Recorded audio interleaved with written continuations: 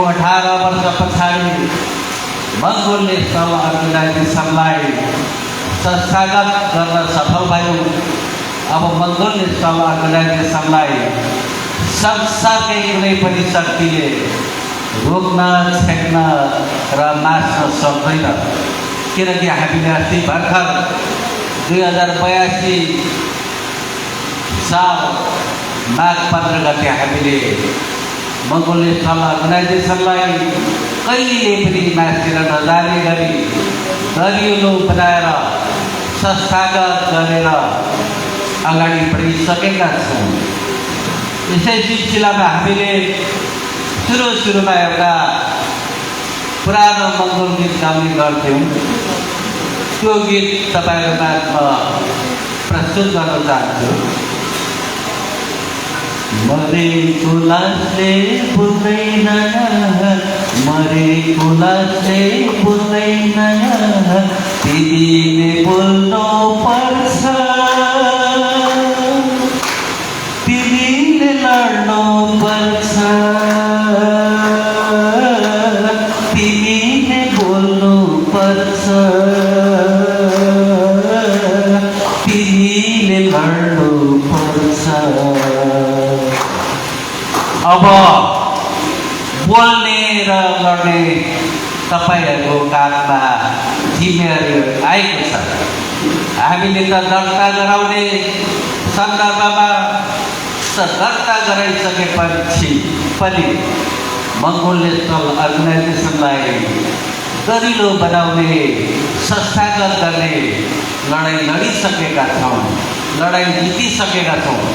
अब तपाईँहरूले भोट जितेर यहाँका बृहत नेपाली जनताहरूको मन जितेर अब तपाईँहरूले मङ्गोल नेसनल अर्गनाइजेसनको घोषणापत्रमा महामना डाक्टर गोपाल गुरुङको सुन्दर सपना सजिएर बसेको छ। त्यो घोषणापत्र यो देशको उन्नति, प्रगति र विकासका कुराहरू समेटिएको छ। त्यो घोषणापत्रमा यो देशका भावी सन्ततिहरूको उज्जवल भविष्य र सुनिश्चित भविष्य लुकेर बसेको छ। त्यो घोषणापत्रलाई तपाईँहरूले लागू गर्नको लागि, त्यो घोषणापत्रलाई तपाईँहरूले कार्यान्वयन गर्नको लागि तपाईँहरूले भोट जित्नुपर्ने हुन्छ। त्यो भोट जितेर मात्रै सरकारमा पुगिसकेपछि, सत्तामा पुगिसकेपछि कार्यान्वयन गर्ने कुराहरू छन्। अब तपाईँहरूले बोल्नुपर्छ। हिजो त हामीले 2082 माघ 15 गतेसम्म हामीले रोक्ने काम गऱ्यौँ। किनकि त्यतिखेर हामीले दर्शन र सिद्धान्तका कुराहरू केलाई हिज्जे गरेर सुनाउनु पर्ने थियो, बुझाउनु पर्ने थियो। कतै हामीले चर्को बोल्दाखेरि बिग्रेर हामी मङ्गोल नेसनल अर्गनाइजेसन त्यतिखेर सङ्क्रमणकालीन अवस्थामा थियो, टेस्टिङ प्रोसेसमा थियो। मङ्गोल नेसनल अर्गनाइजेसन यो देशमा आवश्यक छैन। मङ्गोल नेसनल अर्गनाइजेसन चाहिँ यो देशको निम्ति घातक हो। यो मङ्गोल नेसनल अर्गनाइजेसन चाहिँ आतङ्कवादी हो, आतङ्ककारी हो बनाउने किसिमका विभिन्न षड्यन्त्रहरू भएका थिए। त्यसैले त्यतिखेर हामीले हाम्रा मान्छेहरूलाई, हाम्रा समाजका मान्छेहरूलाई बुझाउनको लागि, सम्झाउनको लागि हामीले हिज्जे गरेर बिस्तारै हामीले सुनाउने काम गऱ्यौँ, बिस्तारै हामीले बुझाउने काम गऱ्यौँ। अब तपाईँहरूले बोल्नुपर्छ, अब तपाईँहरूले लड्नुपर्छ। तपाईँहरूको काममा अब जिम्मेवारी आएको छ।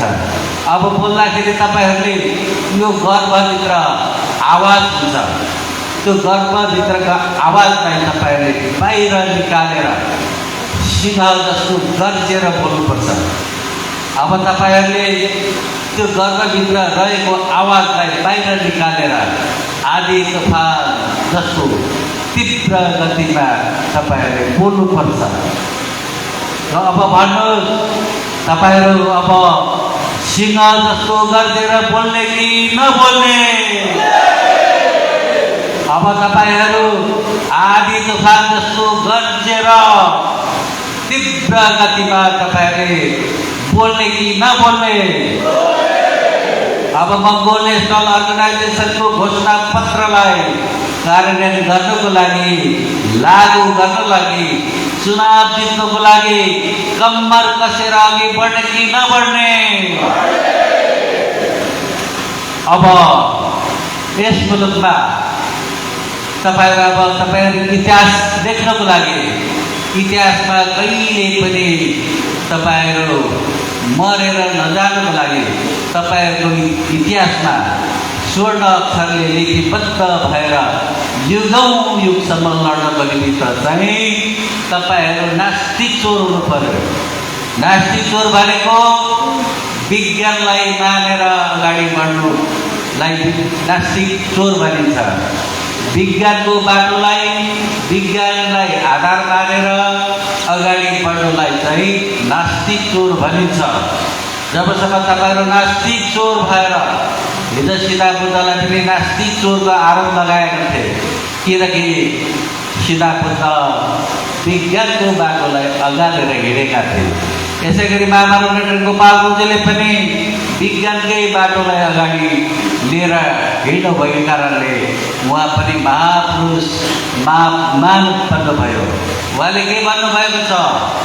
म सीता बुद्धलाई पूजा गर्छु, किनकि बुद्ध अनिश्वरवादी थिए। बुद्ध पूर्वजन्मको विश्वास गर्दैनथे।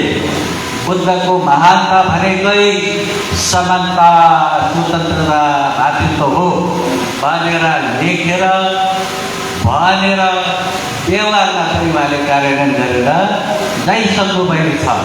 यसकारण तपाईँ हामीले पनि कहिले पनि नाचेर नजाने गरी इतिहासमा हाम्रो नाम स्वर्ण अक्षरले लेखिने गरी हामीले काम गर्ने हो भने हामीले नास्तिक चोर भएर विज्ञानको बाटोलाई अगालेर, विज्ञानलाई आधार मानेर अगाडि बढ्नुपर्ने हुन्छ।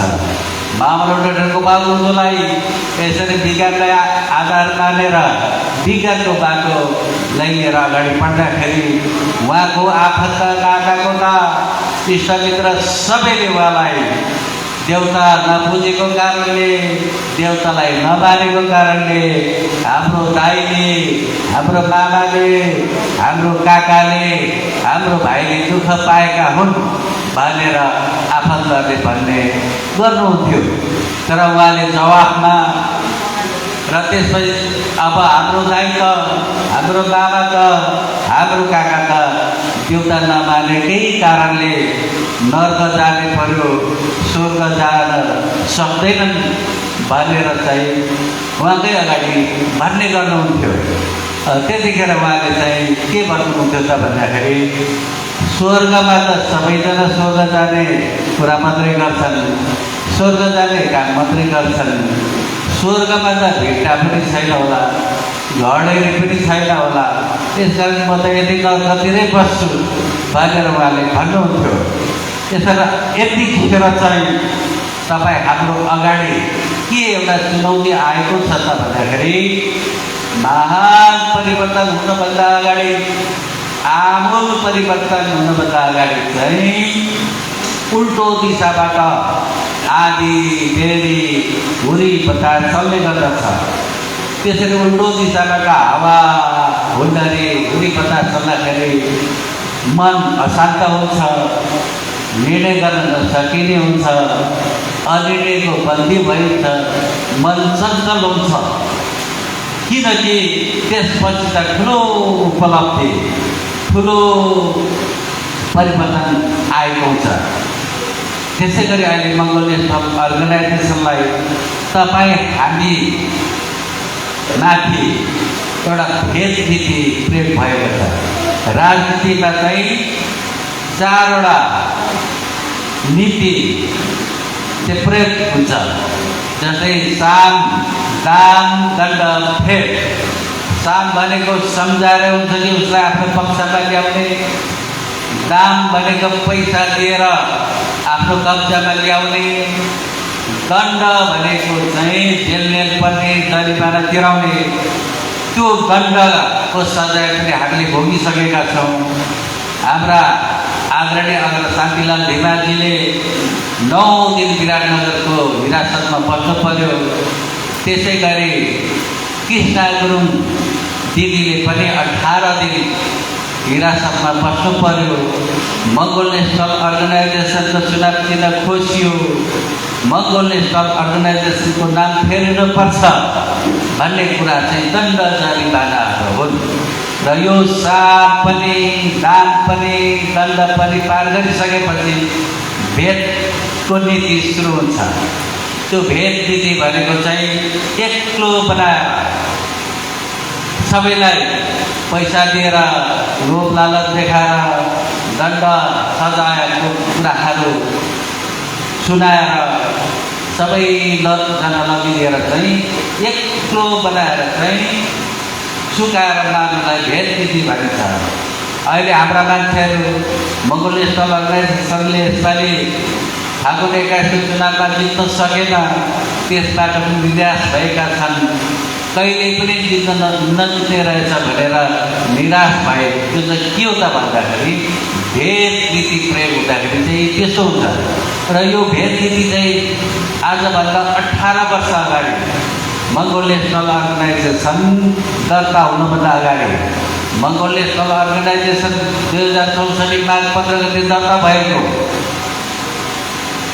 त्योभन्दा अगाडि महामनव डाक्टर गुरुङमाथि चाहिँ महामनव डाक्टर गोपाल गुरुङमाथि चाहिँ भेद नीति प्रयोग भएको थियो। उहाँ लगभग एक्लो भइसक्नु भएको थियो। त्यसकारण उहाँले चाहिँ मेरो बाबु आमा बस्ने घर चाहिँ यही कर्सियङ महानदीमा छ, म त्यहाँ गएर चाहिँ 2-4 वर्ष बस्नु पर्यो। 2-4 वर्षपछि चाहिँ नयाँ युवा भाइ बहिनीहरूले खोज्न थालेछ मङ्गोल नेसनल अर्गनाइजेसनलाई। त्यसपछि आएर फेरि सुरु गरौँला भनेर भन्नुभएको थियो। त्यतिखेर त्यो भेद नीति प्रयोग हुँदाखेरि एक्लो बनाउने काम गरिन्छ।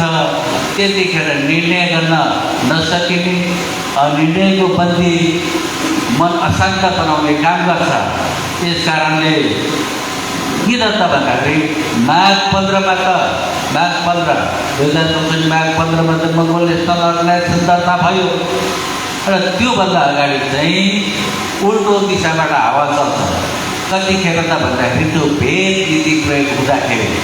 यसै गरी अहिले त्यतिखेर चाहिँ मेरो दर्ता भएन भनेर सबैजनाले छाडेर गए मङ्गोल नेसनल अर्गनाइजेसनलाई।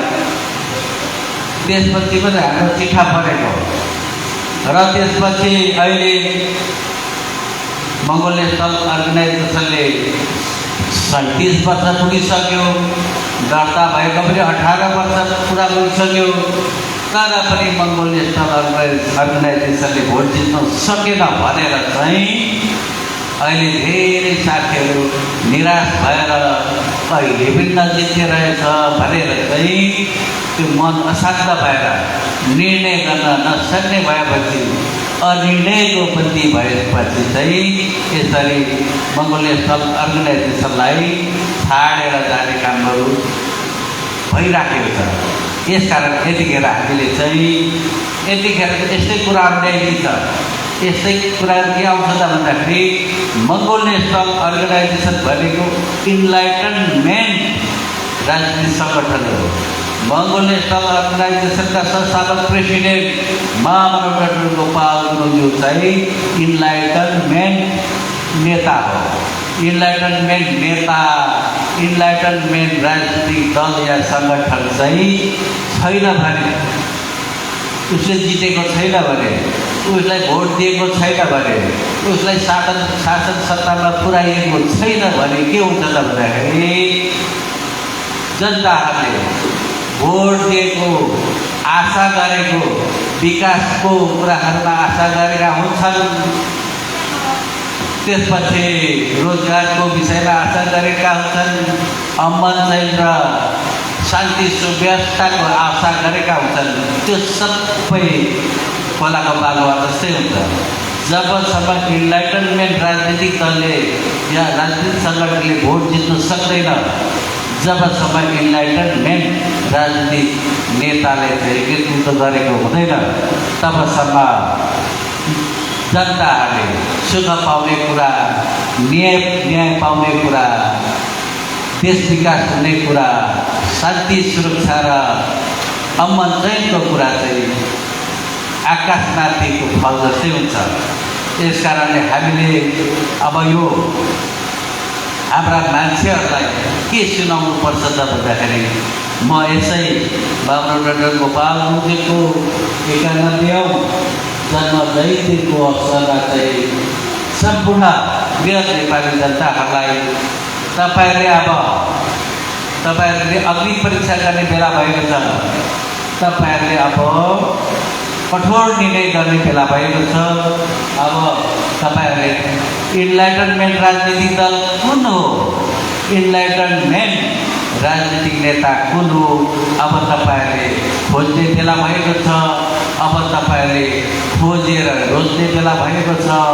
अब तपाईँहरूले साथ र सहयोग दिएर तपाईँहरूले अब जिन्दगीभरि नै आउँदो भावी पिँढीहरूले त्यसै ठाडो पारेर छाती चाक्लो पारेर गर्वका साथ आत्मसन्तुष्टि भएर बाँच्ने काम तपाईँहरूले गर्नुपर्छ। अब होइन हामी खोज्न चाहँदैनौँ र हामी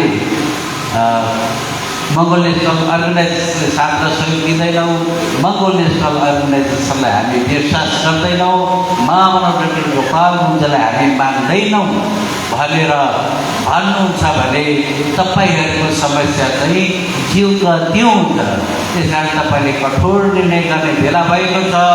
तपाईँहरू सम्पूर्णमा कठोर निर्णय गर्ने साहस दिनुहोस्, धैर्यताको बात नभुलाइकन तपाईँहरूले मङ्गोल नेसनल अर्गनाइजेसनलाई साथ र सहयोग दिएर मङ्गोल नेसनल अर्गनाइजेसनलाई फेलेमा दिनुहोस्, मङ्गोल नेसनल अर्गनाइजेसनलाई सहयोग गर्नुहोस् भन्दै म आजको यस 91औं महामना डाक्टर गोपाल गुरुङको जन्म जयन्तीको विषयमा अवसरमा चाहिँ यिनै सन्देशहरू सुनाउँदै र अर्को कुरा महामना डाक्टर गोपाल गुरुङले के भन्नुभएको थियो त भन्दाखेरि यो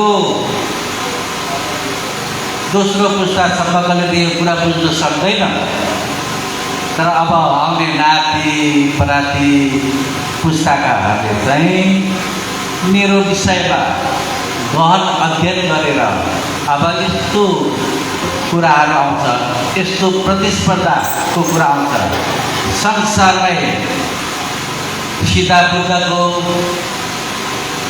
र नेल्सन मण्डेलाको र मेरो 3 जनाको विषयमा चाहिँ तुलना गरिरहेको छ। कसको पल्ला भारी छ भन्ने कुरामा चाहिँ अन्तिम निष्कर्षमा चाहिँ मेरै पल्ला भारी हुनेछ भनेर उहाँले भन्नुभएको थियो। यस कारण आज हामी जुन 91औं जन्मदिवस मनाउँदैछौँ, त्यो चान्चुने मान्छेको जन्मदिवस हामीले मनाइरहेका छैनौँ। महान व्यक्तित्व, महापुरुष, महामानव डाक्टर गोपाल गुरुङको चाहिँ हामीले जन्मोत्सव मनाइरहेका छौँ।